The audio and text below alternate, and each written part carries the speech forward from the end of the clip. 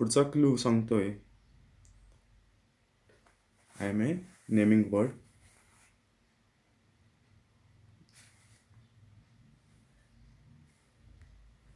नाव एखाद्या ठिकाणाचं, एखाद्या व्यक्तीचं जे नाव असतं त्याला नाऊन अशी ग्रॅमॅटिकल टर्म आहे. येणाऱ्या स्लाईडवरती आपल्याला काही ॲक्टिव्हिटीज दिलेल्या आहेत. तुम्ही वही पेन तयार ठेवलेला असेल. तुम्ही ह्या स्लाईडवरतील एक एक प्रश्न तुम्ही सोडवायचा आहे. पहिला प्रश्न असा आहे, look around your self and write the names of persons, things etcetera. तुम्ही ज्या खोलीत बसलेला आहेत त्या खोलीत ज्या काही गोष्टी आहेत, ज्या काही वस्तू आहेत त्यांची नावं लिहा. तुमच्या आजूबाजूला कोण व्यक्ती असतील, तुमचे फॅमिली मेंबर्स, त्यांची सगळ्यांची नावं ही नाउन्स होतात. दुसरी कृती, you can write the names of your friends. तुमच्या मित्रांच्या नावांची लिस्ट करा. पुढचा क्ल्यू आहे, I can replace naming word. आत्ताच आपण पाहिलं नेमिंग वर्ड मीन्स नाऊन, आणि नामाच्या जागी मी येऊ शकतो असा कोणता शब्द, म्हणजे नामाला रिप्लेस करणारा शब्द कोणता? तर त्याला प्रनाऊन असं म्हणतात.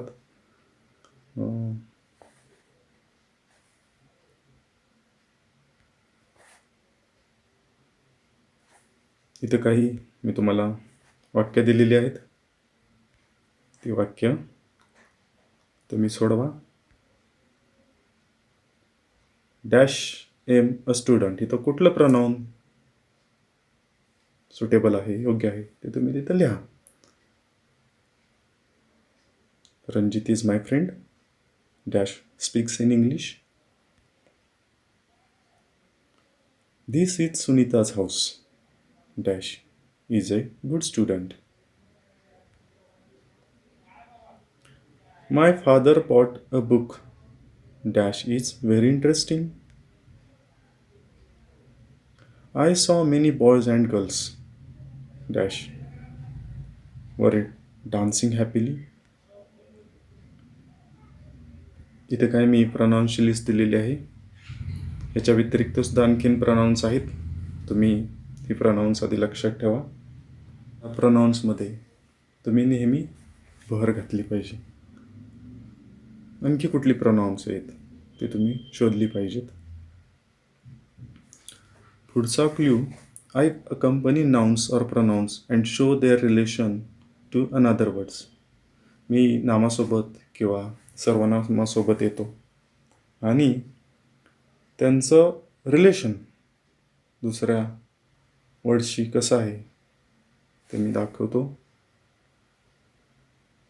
त्याचं उत्तर आहे प्रेपोजिशन.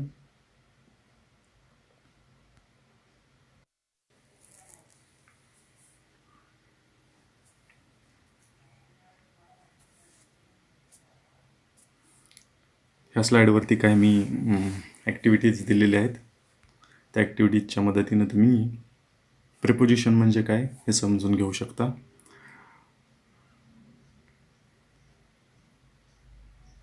आय लर्न हायस्कूल, इथं काहीतरी मिसिंग आहे, कुठला तरी वर्ड मिसिंग आहे. जो मिसिंग आहे वर्ड ते प्रिपोजिशन आहे. तुम्ही शोधून तुमच्या वहीत लिहा.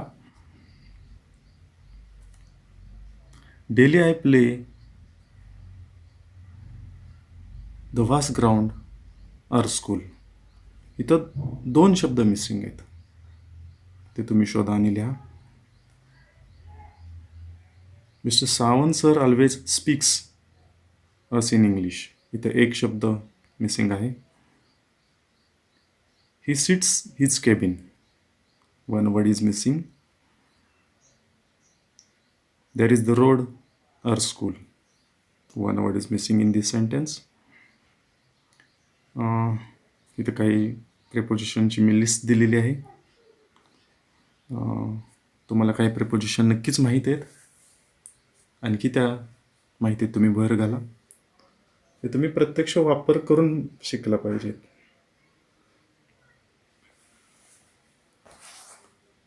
पुढचा clue, I am an action or being. याचं उत्तर आहे वर्ब वर्ब म्हणजे कृती, कृतीयुक्त शब्द ज्यातून कृती करता येते, जो कृती सांगतो.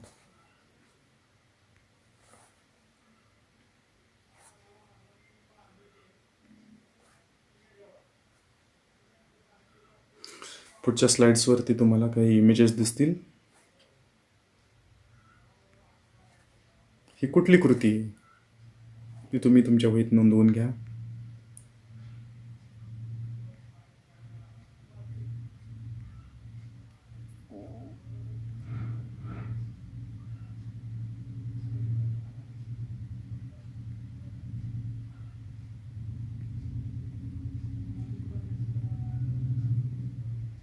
प्रत्येक वेळी तुम्ही व्हिडिओ थांबवत असाल, तुम्ही तुमच्या पद्धतीनं तुमच्या वेगानं तुम्ही कृती पूर्ण करत असाल. इथे काही क्रियापदांच्या रूपाची लिस्ट दिलेली आहे. इथं काही मोजकीच क्रियापदं मी घेतलेली आहेत. ह्या क्रियापदांचं असं वैशिष्ट्य म्हणता येईल की ह्यांची रूपं बदलतात. म्हणजे V1, V2, V3. V1 infinitive, V2 past tense, V3 past participle. तर हे काही क्रियापदं तुम्ही अशी लक्षात ठेवली पाहिजेत. त्यांची रूपं आपल्याला क्रियापदांची रूपं पॅसिव्ह व्हॉईससाठी लागतात. डायरेक्ट इनडायरेक्ट स्पीचमध्ये सुद्धा काळ बदलावा लागतो, तिथं लागतात.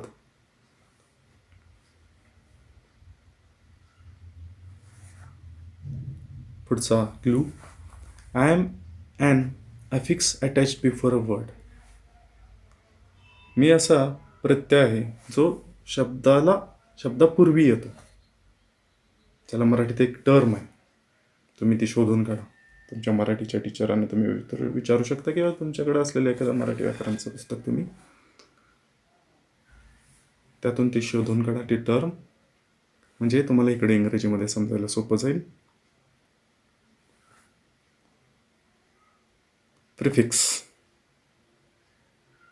ती टर्म आहे प्रिफिक्स इंग्रजीमध्ये. तर येणाऱ्या स्लाईडवरती काही मी वर्ड्स दिलेले आहेत, तुम्ही ते वर्ड्स वाचायचे आहेत आणि त्यांना कोणते प्रिफिक्स लावता येतील हे शोधून काढायचं आहे. आणि मी दिलेले उत्तरं आणि तुमची उत्तर हे पडताळून बघायचे आहेत.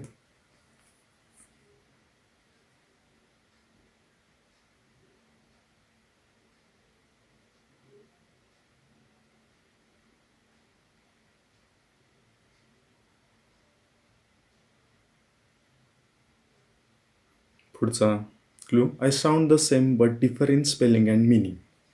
माझा आवाज सारखा आहे पण माझं स्पेलिंग वेगळं आहे, माझं मिनिंग वेगळं आहे. ह्याचं उत्तर आहे होमोफोन. विद्यार्थी मित्र, कधी कधी तुमची अशी गफलत होऊ शकते. म्हणजे होमोफोन आणि होमोग्राफ्स मध्ये बदल काय?